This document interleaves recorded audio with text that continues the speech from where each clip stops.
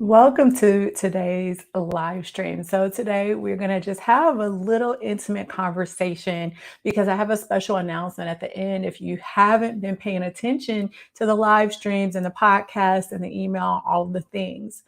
So, today's episode is going to touch on this one thing that is essential to you becoming a good leader, because there's one thing that you need to understand.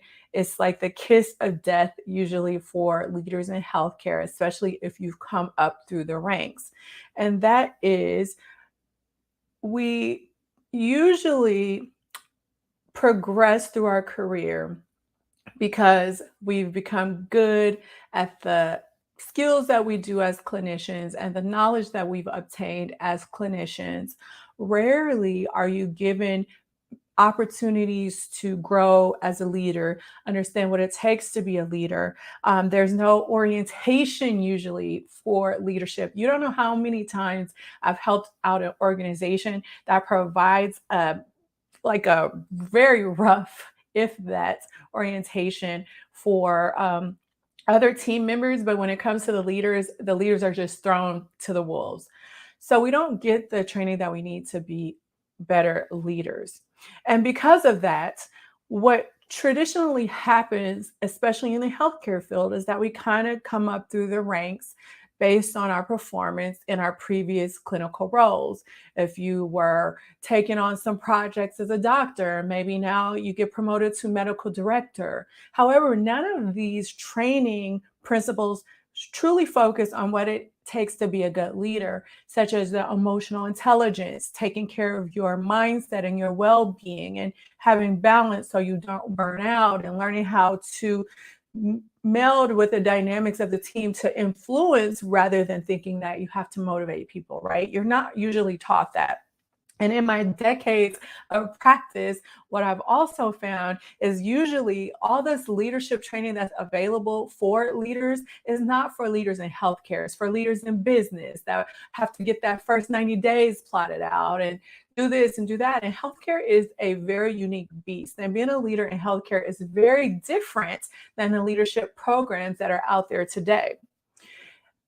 Another thing that I want to point out is that when there is leadership training, it traditionally focuses on what more you can give back to the organization and how you can do your job better to make your organization successful. And while that is an important piece of the puzzle, right, you need to learn how to do budgets and reports and finances and time cards and all of the things that you need to do. What comes first is you, your well being, your emotional intelligence, how you lead yourself, your personal development, your values, how you show up every day. Because if you don't focus on those things, it doesn't matter how well you do all the other things.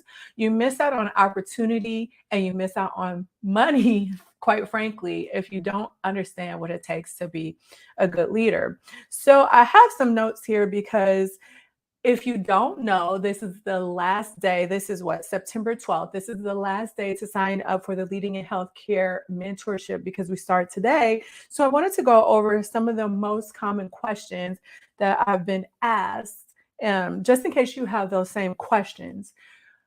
The Leading in Healthcare mentorship is something new that I'm starting because what I'm seeing is that there's a couple things happening.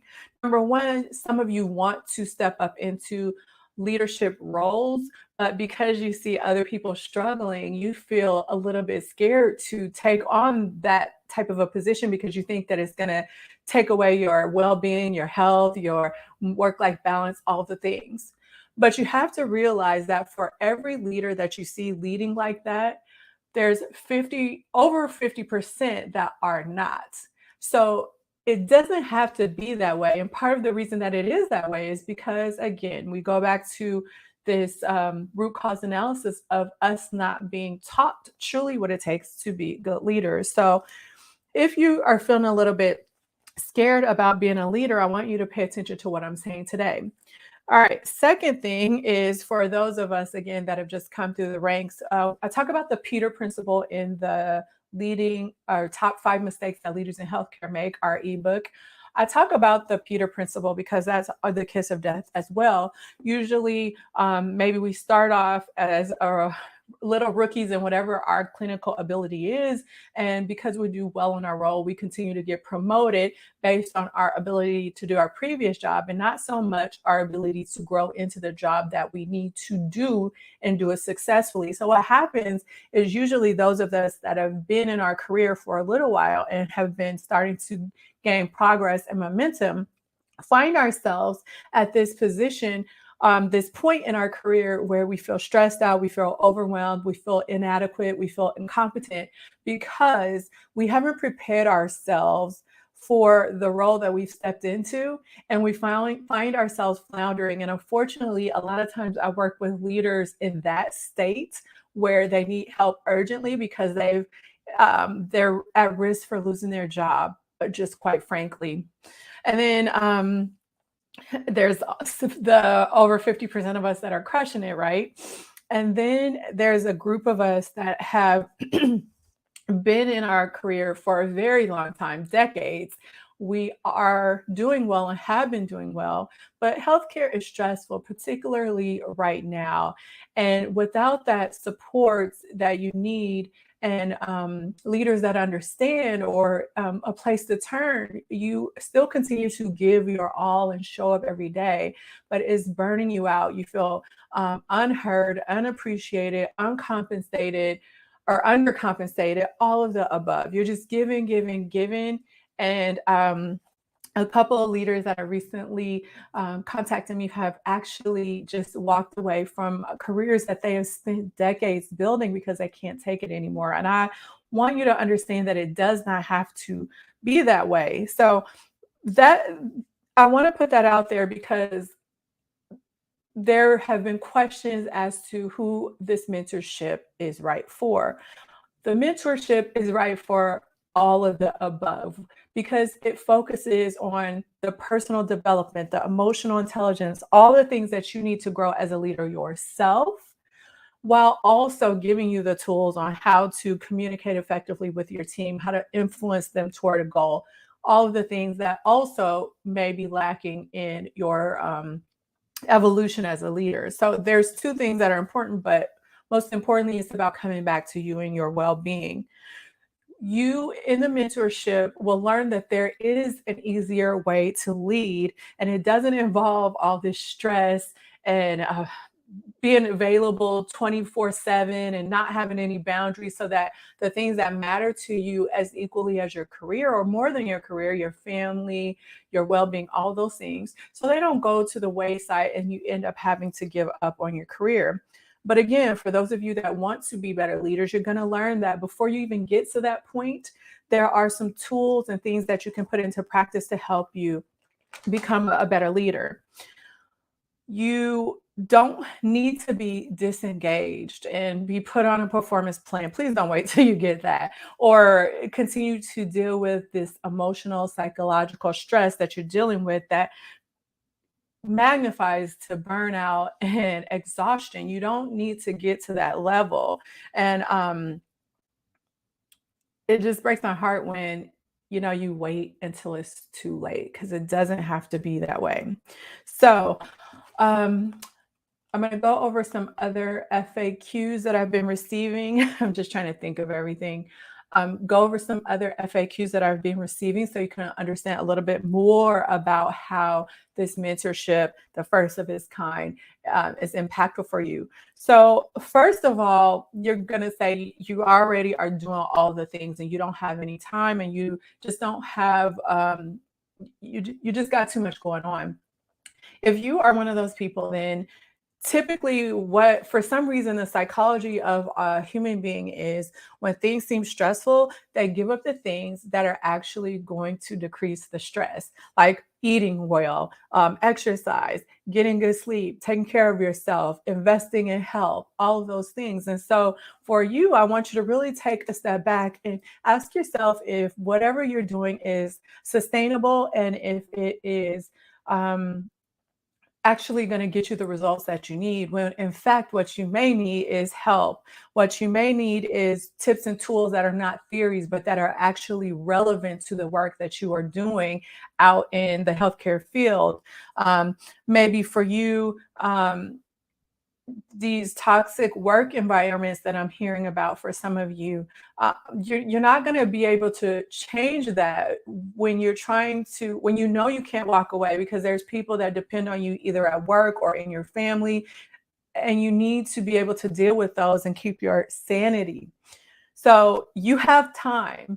And the good thing about the mentorship is it doesn't take too much of your time. There's modules that you'll have access to. You can move through them at your own pace, although I don't want you to procrastinate. But then you also have some live help and support so that you can get some of the coaching that you need in a supportive environment with other leaders that want you to succeed, want you to grow, have experience in different areas that you can pull from to be more successful, feel supported, feel like you're heard, feel like you're understood, all the things. Um, for some of you, you may think, well, yeah, I got orientation. Why do I need to get a mentor? Or maybe you have someone you look up to in your organization, so you think you don't need a mentor. I'm going to let you know right now, number one, just because you had an orientation or just because you have a mentor in your organization, it depending on how your organization works, you may have people that actually have the same kind of like groupthink as you. So they're not able to give you a really objective view of what is happening.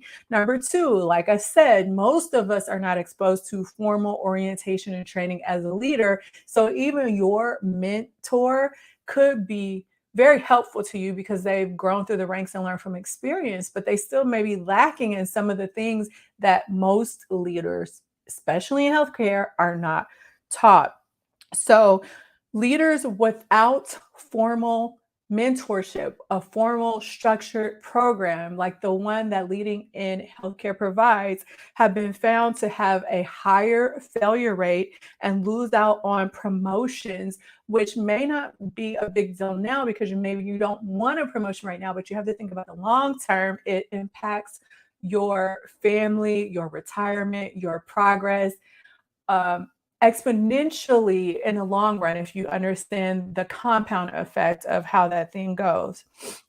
If you think that maybe for you, the investment to invest in a formal mentorship like the Leading in Healthcare mentorship is a stretch financially, there's a couple of things that can help you.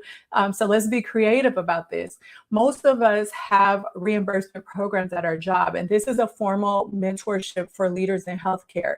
If you feel like you don't have the financial ability to invest in yourself, ask your company, look into your policies, because 9 times out of 10, you could probably come into this 8-week program and not pay for it yourself or pay very minimally for it. And secondly, I extended the payment plan. So if price is something that you're interested in, what you're going to, you want to take the program, but the price is discouraging, I think that you'll find that with the extended payment plan, it is more affordable.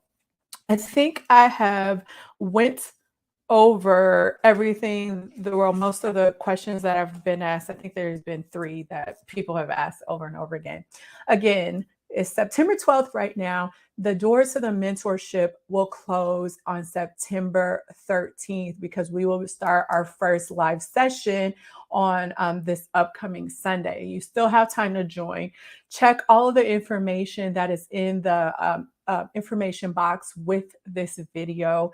If you have questions about it, email me, DM me. I'm here to answer any questions that make you feel as comfortable as possible about investing in yourself. But when you start to look at the research, if you look back on some of the podcast episodes that I've published or some of the live streams that I've done, you're going to recognize that in order to be successful in the long term and really make a big impact as a leader while keeping your sanity, while not having to quit, while keeping your well-being and all of that, then you're going to have to learn how to be a leader, and specifically a better leader in healthcare. So make sure you check out the information to join the mentorship. I'm going to leave the doors open until tomorrow.